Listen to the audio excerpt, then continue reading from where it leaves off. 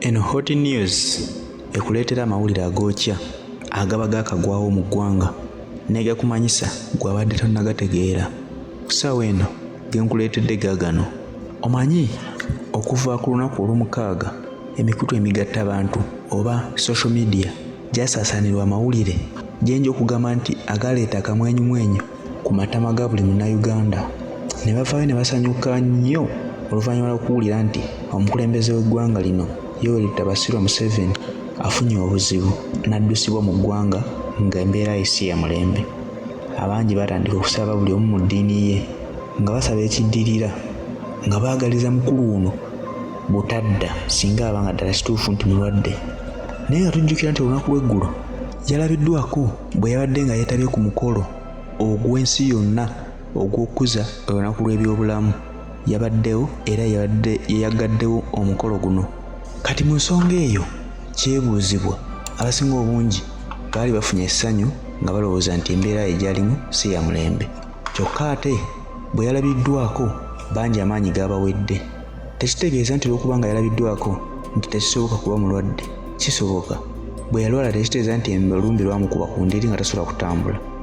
Naye nga tukyali ku ebyo bonna abadde balina essanyu mu nsonga eyo, Jesca Alupo ye yakalondebwa nga vice president mu kisanja kino ekijja ogenda otutwalamu emyaka 5. Abaanukudde bw'ati mu ababadde basanyuka. Kankusomera ekiwandiiko kya Jesca Alupo okitegeere.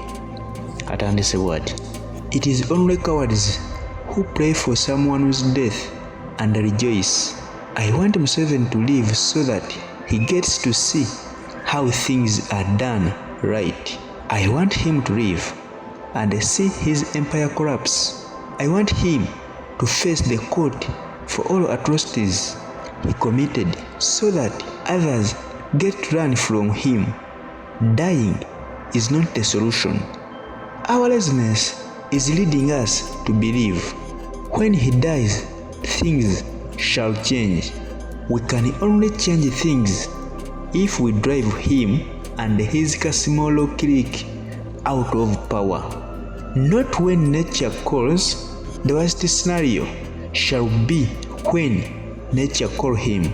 His people are divided, and he wants them to remain that way.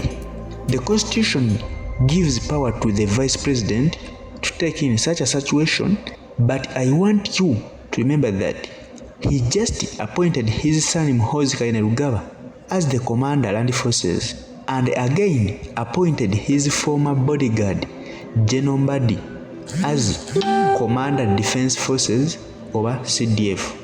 We may not be knowing too much about Mbadi in relation to Museveni, but all we know, Museveni doesn't pick his bodyguard from anywhere far from his close family or friends.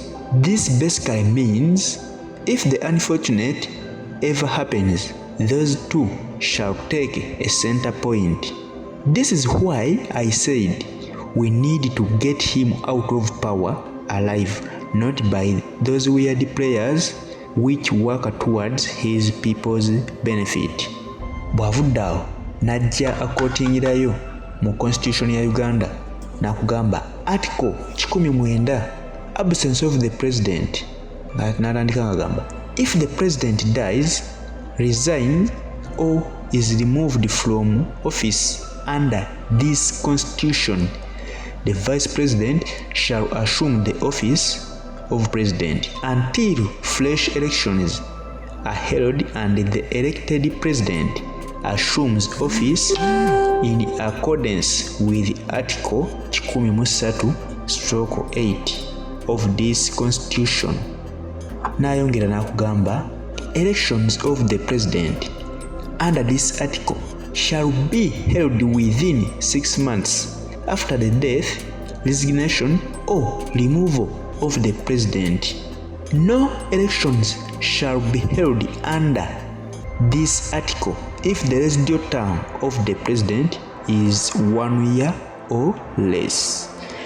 Ebigambo bya Jesca Alupo, vice president eyakalondebwa. Naye nga ye ensonga ze nga wazirowooza nti ssemateeka bw'agamba ate ssemateeka wa Uganda ayawukanamu nnyo atya. Jjukira nti wano in case ng'omukulembeze avudde embulamu bw'ensi eno oba ng'aggiddwa mu ntebe mu nsonga ez'enjawulo, ani alina okukwata obuyinza? Ateekwa kuba sipiika wa palamenti nga ye mwami Jacob Oulanyah eyakalondebwa nga sipiika wa palamenti eno. Singa kijja ne bavaamu mu kiseera kye kimu ng'olwaliro tukimanyi omukulembeze alimu obuzibu, mulwadde, ne sipiika naye mulwadde, jjukira naye tannadda, yagenda kujjanjabibwa. Singa kijja bombi ne bavaamu mu kiseera kye kimu ng'emyezi gino 6 gye tulonderako teginnatuuka, ne kirangirwa nti bombi bavuddewo, alina okukwata obuyinza, alina kubeera ssaabalamuzi, ng'obudde buno ye Justice Owiny Dollo yaliwo nga ssaabalamuzi. Be bantu abo ababa balina okudda mu ntebe ng'omukulembeze w'eggwanga aggiddwamu. Naye endowooza Jesca Alupo nayo simbi kuba naye bw'alowooza ng'omuntu. Bwe kityo bwe kitambula mu Uganda. Constitution ya Uganda eriko abagifuga nga tebatambulira ku mateeka gaayo, beekolera kye baagala. Tekikwewuunyisa n'okuvaawo ne bakugamba Muhoozi Kainerugaba yalina okukwata obuyinza. Ate ekyo ffenna tukisuubira. Asobola bukwata nga tayise na mu kalulu ate nga tetulina kye tuba tugenda mumukola. Kuba bo basaba amagye gaabwe bakozesa mmundu. Obuyinza bwonna buli mu ttaano zaabwe. Kale ge gagokya gensobola okufunira olwaleero. Sigala nga weekuumira ku Hot News okufuna amawulire ag'enjawulo amalala agasinga ku ago. Weebale nnyo okuwuliriza n'okulaba.